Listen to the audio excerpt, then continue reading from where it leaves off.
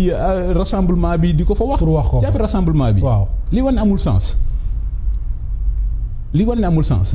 c'est-à-dire en démocratie la plus grande légitimité elle est élective yow fal nañ la ba pare.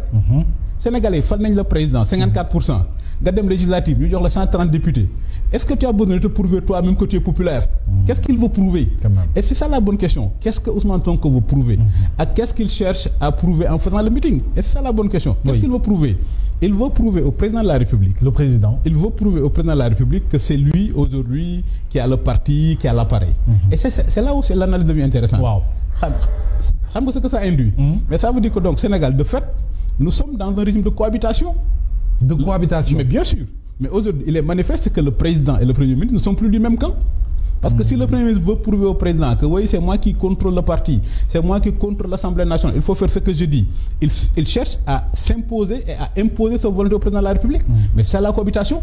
En France, quand il y a une cohabitation, ça veut dire que nous avons un président qui est de gauche et un premier ministre qui est de droite. Et c'est ça la cohabitation. Ça peut être compliqué pour le président. Non, au contraire. Non, au contraire. En France, c'est compliqué. En France, la cohabitation est compliquée pour le président. Oui, mais quand le gars veut montrer qu'il a la légitimité, il contrôle l'Assemblée nationale.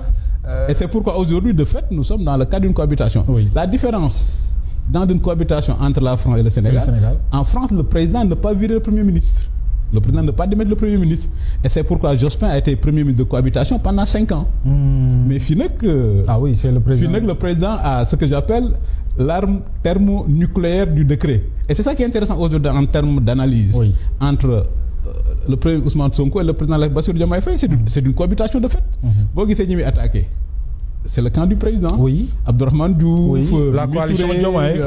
Donc c'est pourquoi en termes de sciences politiques, c'est intéressant ce qui se passe au Sénégal. C'est-à-dire qu'aujourd'hui nous sommes retournés à un régime de cohabitation.